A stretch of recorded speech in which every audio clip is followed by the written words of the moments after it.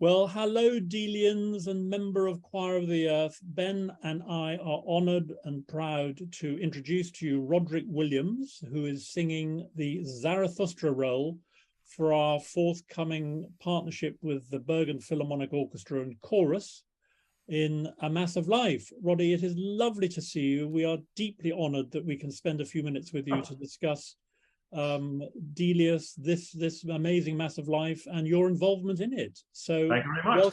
Welcome to the choir. Thank you very much. Nice to be here. Fabulous to see you. Well, tell us first of all, Roddy, I know that you sang a previous Delius piece called Sea Drift with Sir Mark Elder back in, was it 2012, 13 or something? Something like that, yes. Before COVID, you know. Yeah, indeed. Another world. Yes. So tell us very briefly about your involvement in A Mass of Life and how you heard about it and how you got involved. Well, I've sung it once before. I sang it with the Huddersfield Choral Society at least 10 years ago with Martin Bradburn conducting. So I knew it. I knew of it. I knew it was a big piece, and I had remembered preparing it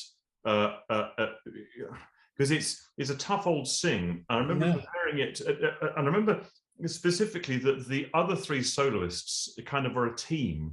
The soprano, alto, and tenor soloists are a team, and I'm not part of that team. It felt quite quite weird. Normally, as a quartet like that, if anybody's going to be out singing their own, it tends to be the soprano. But it was quite interesting for me to have movements by myself, and I'd be singing away and looking over at them seated there with their arms crossed, thinking, "Crikey, I hope they're going to have a go soon." You know, it felt mammoth.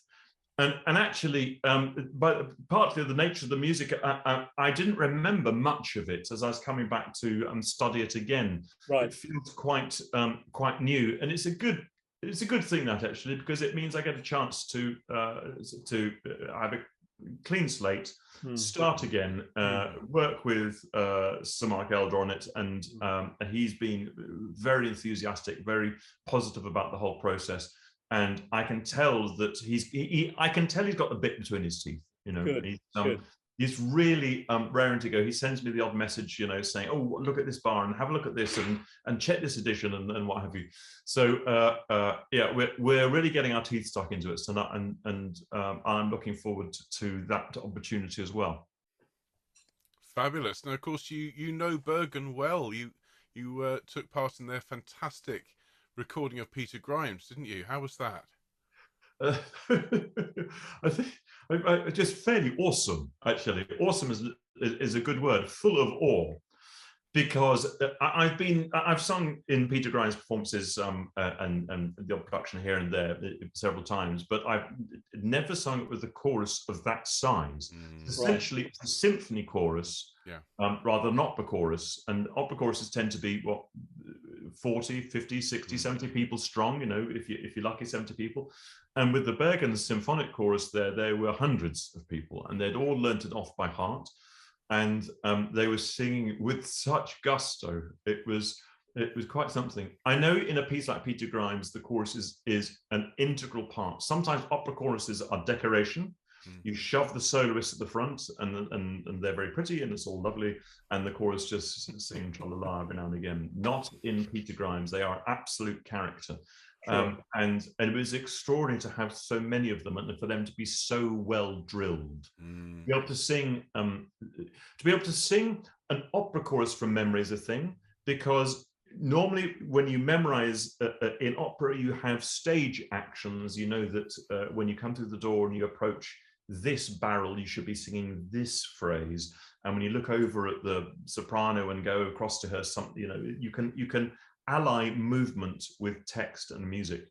Obviously for the choristers in Bergen, it wasn't like that. They were just standing in rows at the back, and Ed Gardner was conducting. He would just point at them, and they had to come up with the goods, which they did. We got standing ovations everywhere it went. It was very exciting. Fabulous. Well, but Roddy, I need to tell you at this stage, Ben needs to close his ears now for a moment, that he is such a great teacher that he was asked by Håkan of the Bergen Philharmonic Choir to go over and teach the choir this marvelous work. So Ben has taught them, and he can speak, I think, They're from first fabulous. experience about how amazing they are. Yes, I was very lucky. They flew me over this past weekend. Yes. And we took part in a really intensive weekend, Friday, all day Saturday, most of Sunday, working on the Mass of Life. And they all speak with huge fondness for you. And I'm so excited. The soloists were announced to the choir this weekend, and there were cheers when your name was read out. So you've got a warm reception waiting for you in Bergen, as you know. You sure it was cheers? Yeah, definitely. Cheers. You sure they weren't Definitely. No, okay, looking forward to it. And of course, you've got that immense Grieg Helen to sing in, which is just the most amazing. You look up and it's like something out of Close Encounters of the Third Kind, isn't it, with that ceiling? So how do you feel about because Zarathustra is the integral character? You are a bit. I was saying to the choir earlier, I can't think of another piece. Maybe Belshazzar's Feast. I can't think of another piece like this other than Elijah, where you are the pivotal character and you go through such a journey of discovery and angst and pain and ultimately joy. You know, how does it feel to be about to step onto that wonderful stage? Well, it's something specific about that stage. Actually, is that the floor just gives way to the first row and just keeps going up like that. So there's no sense there of pits. I know they can rearrange things, and they've got all hydraulics, I'm sure. But in the performances I've given there in the past, I love the fact that should it become necessary, I can go and shake hands with the person in the front row, and vice versa. So I love the idea that there isn't a barrier. There isn't that sort of barrier. It just flows straight into the audience and then straight up, as you say. That's a great feeling of intimacy. It sounds weird when you've just described the size of the place, but and that's very helpful. I think there's also something incidentally also about the way the orchestra works, is that there's a feeling of community in Bergen, because the city is perched there on the edge of the hills and into the fjord, and I'm sure people come from a distance, but not a great distance in order to be there. So things are concentrated in that area.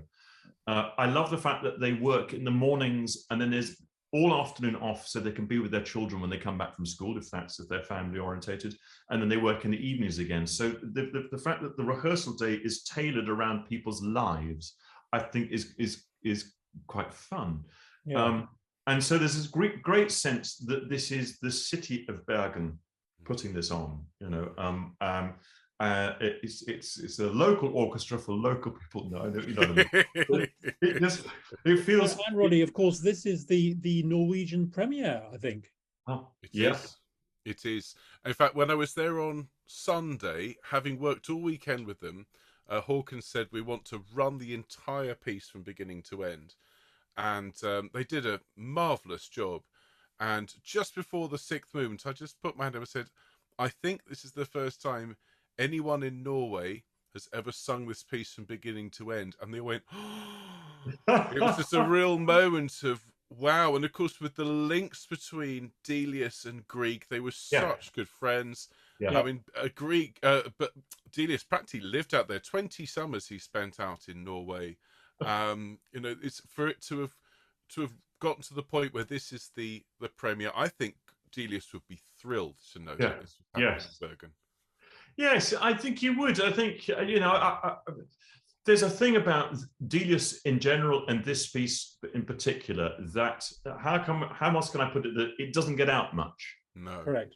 As I say, I'm lucky. I feel myself lucky to have been involved in a previous performance. And they come along just, once or twice in one's professional lifetime. So, who knows when I get a chance to do this next? You feel after all this work that people will listen to it and hear the result and think, my goodness, what a piece, we must put that on again. But I don't know, it just, we'll have to see. Let's see. Well, I hope what we have, Roddy, is we have hundreds of singers from all over the world, Thailand, Australia, Canada, USA, the UK, of course, and I hope that this piece, which a lot of people, I would say, Ben, would you agree, most people in the choir had never heard of Never it. heard of it. And you know, there was quite a lot of, and I hope Choir of the Earth listening and watching to this won't mind me saying, there was a little bit of persuasion, you know, there was a little bit of come with us on this journey, because the view from the top is great. And we were lucky enough, Roddy, that we have enough people who said, yeah, well, okay, I'll give it a go. Well, there are those and people. now they absolutely love it. They're wearing all their badges saying, I've reached the summit. And we just love the music. Oh, yes. And you know, I just think that it'd be so wonderful if, as a result of our joint project and your amazing singing, that maybe a performance might be put on in somewhere like Toronto where it might not have been done before, maybe. Which would be great. It's quite likely. You mentioned Sea Drift earlier on, and yes. I've performed that a few times, and in different places, different countries, in fact.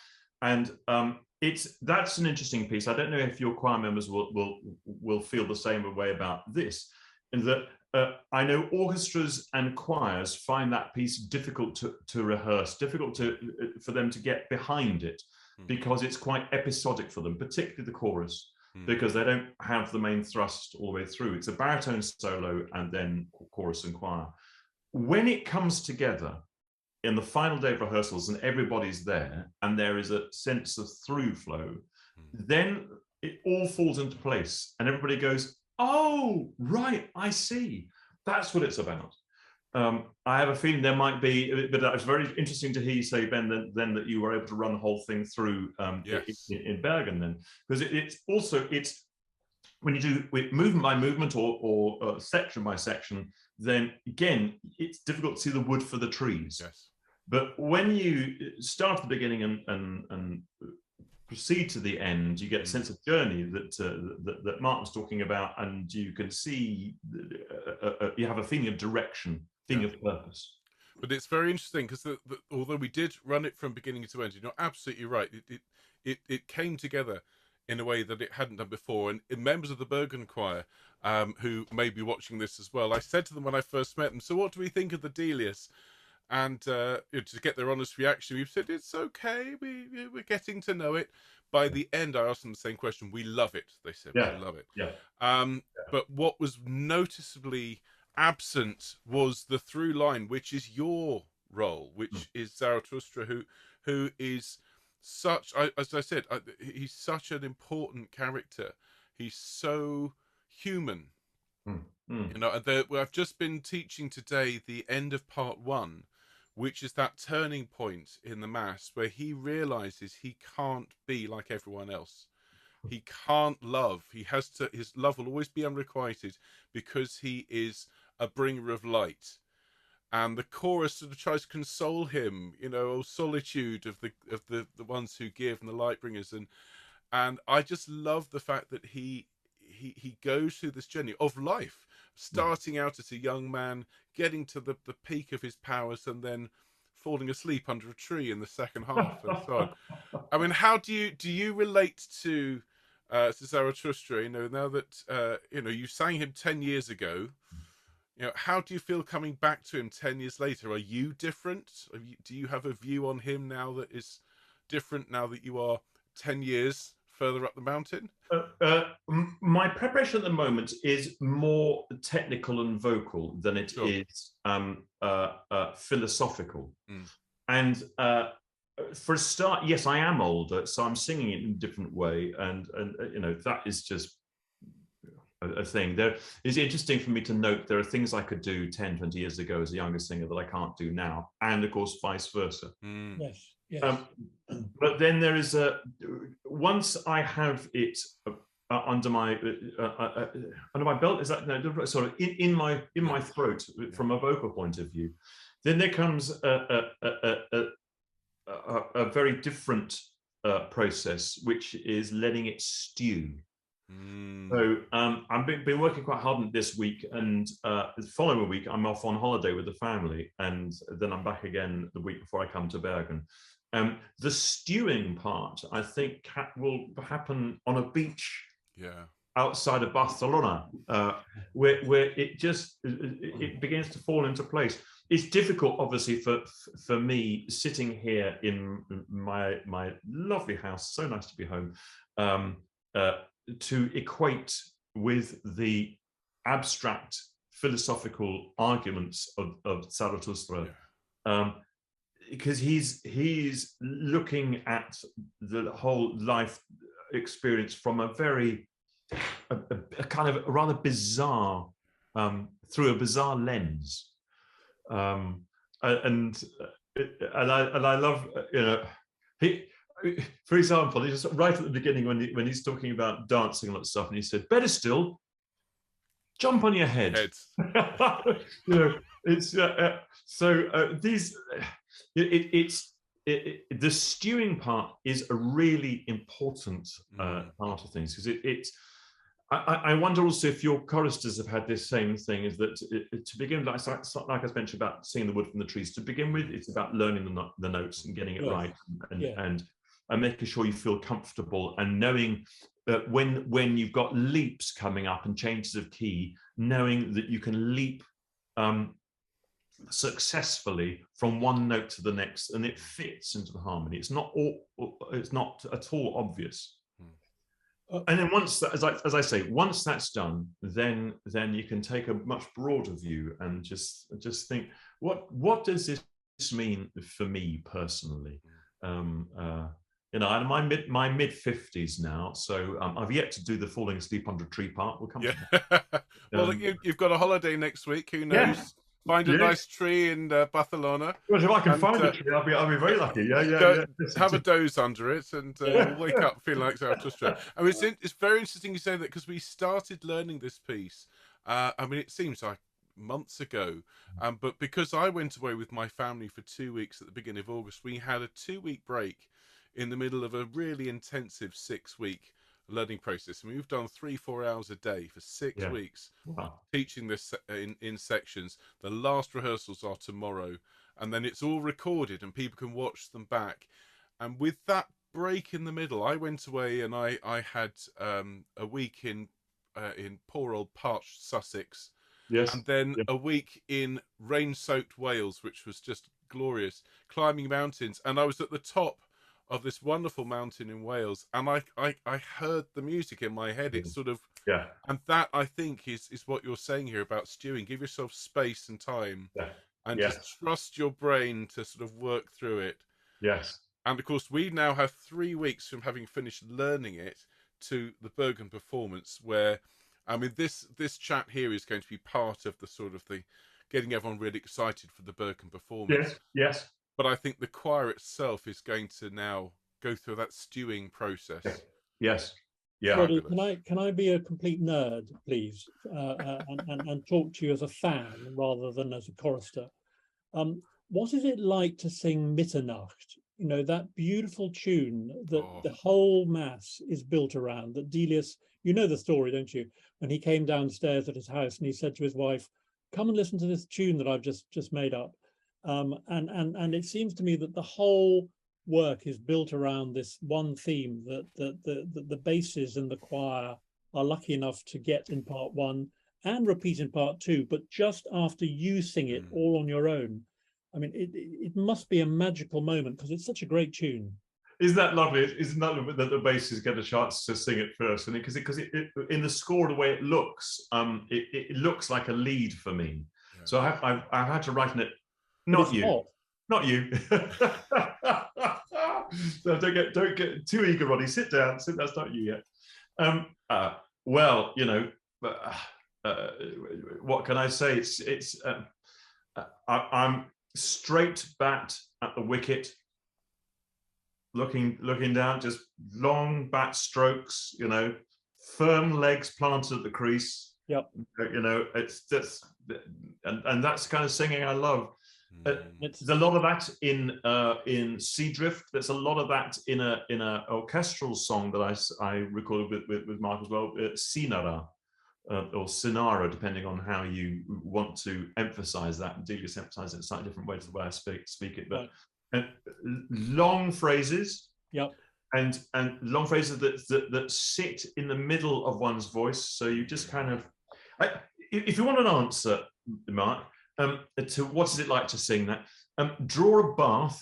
Make sure there's lots of bottles in it, a bit of bath salt. All right, perfect temperature. And then just lower yourself slowly into it with your arms on the side. If you can get a glass of something just from one side. I'm there. Yeah. That's the closest I can get to what it's like. Oh wow! Yeah. My goodness me! And when we're in Bergen and you're singing it, that's where we'll all be. We won't be picturing you there. Hope you don't mind.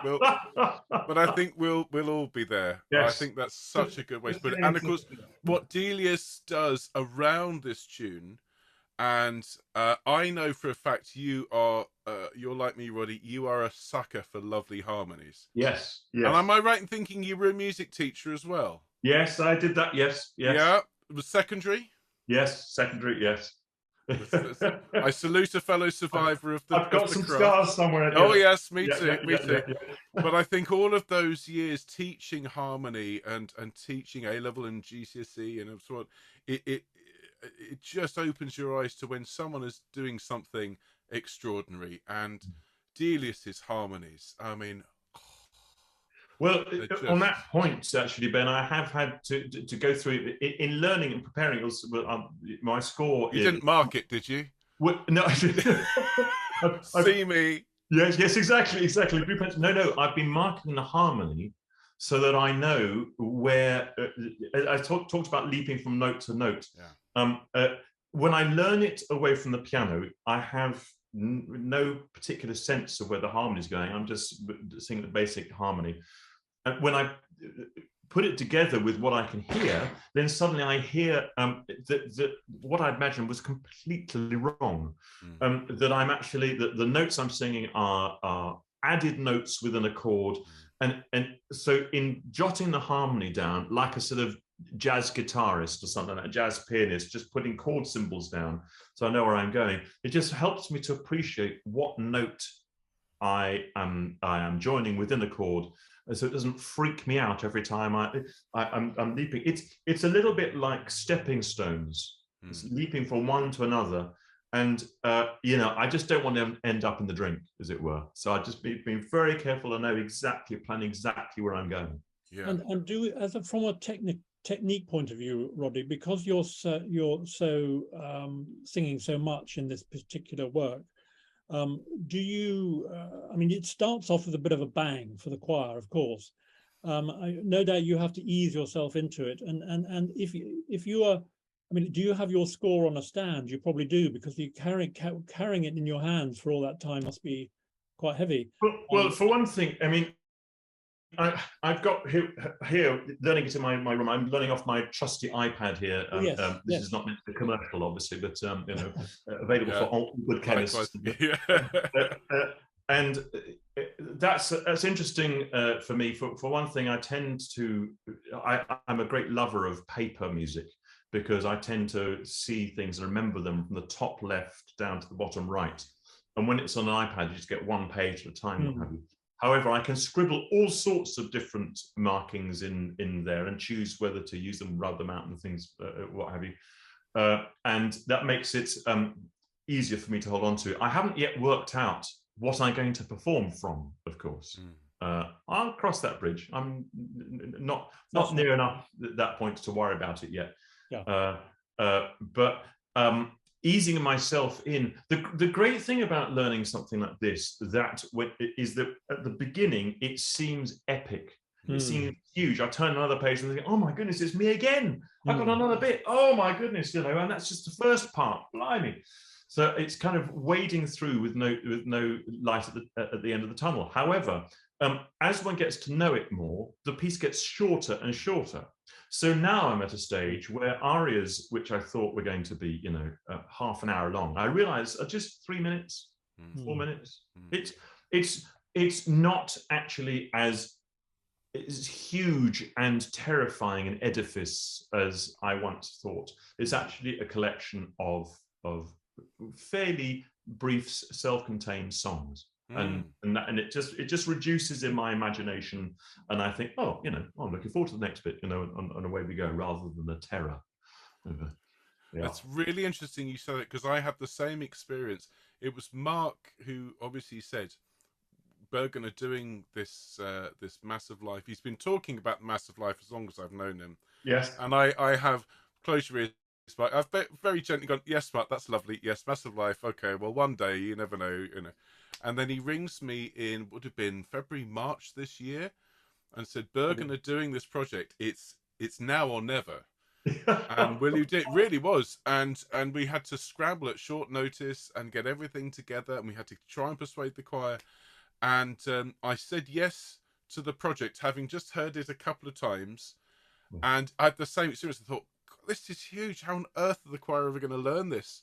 Yeah. It's massive. Just that part of the problem is the first movement is, I think, the hardest thing the choir have got to sing. Yeah, it's unrelenting. It's like a wall of sound, and it's 7 minutes long. Yes. And it's all open. The bass is da da da da da da da. It's so see, I like yourself, I was looking at it, and then I slowly broke it down to, well, that's that rehearsal. And I said to Mark when we started the project, we need to make special badges. This is what Mark was talking about earlier on. 6 weeks of rehearsal. I want our wonderful designer, who's also called Mark, he made these special little badges. I've reached base camp was the first one. And each week we've got a different badge named after the stages on Mount Kilimanjaro. Yes. Oh, right. Okay. The Harumbo Hut and so on. We got to the top.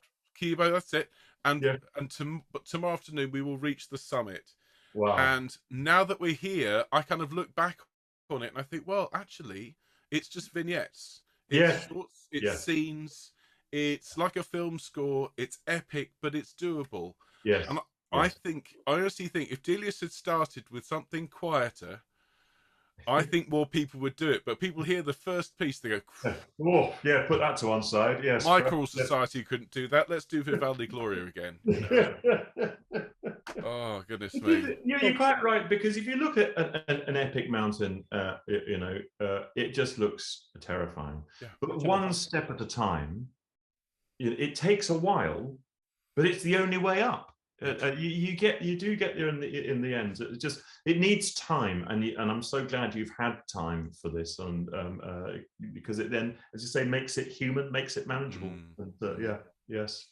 I mean, as the lead man, Roddy, you won't have us in the hall because we will be putting our part onto it later, but we are very much, the digital part of this marvelous project. I mean, would you have any sort of advice for the choir? I mean, what would you, bearing in mind they won't be recording until October, but is there anything that you would say to them about this piece that you've sung before with the Huddersfield Choral Society that you might pass on to them as they begin to get ready or we begin to get ready to record it? I think everything we've been talking about has been heading in the same direction. For me to say, go long.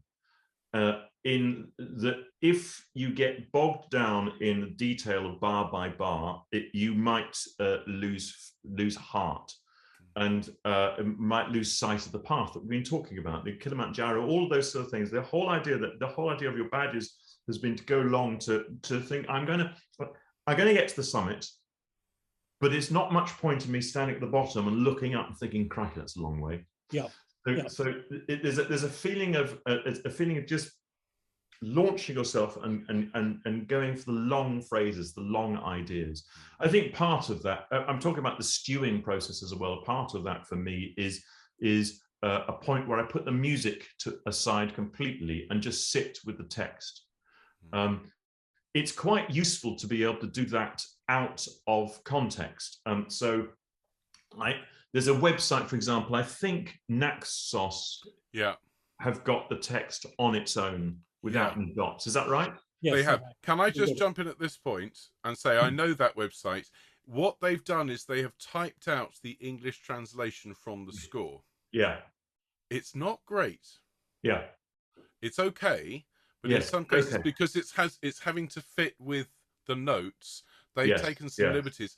And Håkon has worked with this wonderful chap called Norbert Mine, Yes. who's done the pronunciation guides. I don't know if he's working with you on this as well. Yes, he sent me some lovely. He's well, I'm sure all of us, but he sent us some lovely sound files. He is fabulous, and his translation is absolutely spot on, because he obviously is a native German speaker. He's also a singer, and he understands that the nature, and he was saying this to us, that the nature of this piece, that Delius wrote it, this is an age before amplified sound, before microphones, before speakers, where you would come to hear a great speaker orate and fill a great space, and so you have to declare it rather than just sing it. And so he's translated it absolutely perfectly, to the point that the Naxos one, I'm kind of looking at it going, no, forget it. Let's stick with what Norbert said. So I'd say, I know it's a big ask, but I might even take the time, or get someone that you maybe one of your kids, you can chuck them a bit of pocket money, to type it out for you. So use his translation. I'm sure I've got that because he sent me simply well, he's been speaking it and in both German and English for me.